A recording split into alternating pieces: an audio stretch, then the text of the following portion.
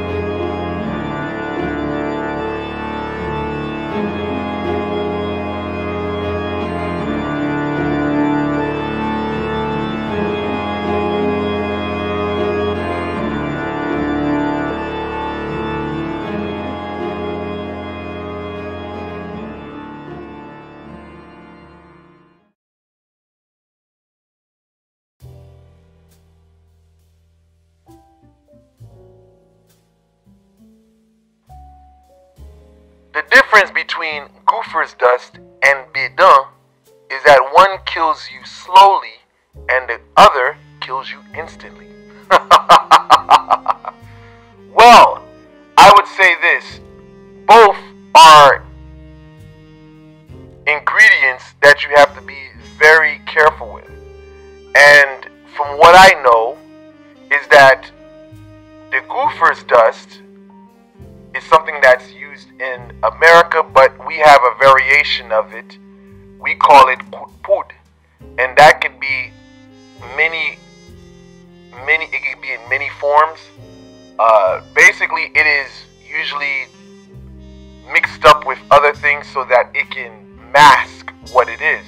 So therefore, it's put in a path of where someone's going to go or whatever they're going to touch. And when they touch it, it basically gets into their system. It is almost as though it saturates the system. As time goes on, its effect begins to weaken the individual. So as time goes on, you may see that this person goes through a series of health complications after a while. The first onset of it is a person starts to feel fatigue. And after a while, this fatigue continues, and then the body begins to break down after a specific time period. But ultimately, the goal of Goofers dust is to put someone 6 feet under, or to voyer yo no pay yo sans chapeau, which means to send them to their country without their hat. That is a saying in Creole. Now, Bedanne is a different animal. That is more of like chemistry. That is more of chimie. This is something very dangerous, and a lot of people have died utilizing it because it is something that if you make contact with it accidentally, it could kill you. There is no washing it off, taking a bath, or taking a spiritual cleanse, or playing to the Loa, to come save you. You are dead. You are dead. You are over dead. You are 6 feet about to meet Lucifer in person. So listen, usually these things are sent after someone who has done very evil. They have done such as rape. They have, stole or sold people's land. Usually this is what people, utilize in Haiti. But in America, it's kind of for various malicious reasons.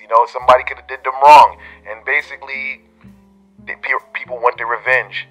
Sometimes some people like to walk up. Some people like to get up close and personal. Usually in a situation like this, it's something that you have to be careful with. If you're the type of person that's liberal, you're loose with your lifestyle. When you're in an environment such as Haiti or DR or in the South, you gotta watch out because there's definitely knowledge of how toxic this stuff can be, how it can basically cause the detriment of an individual.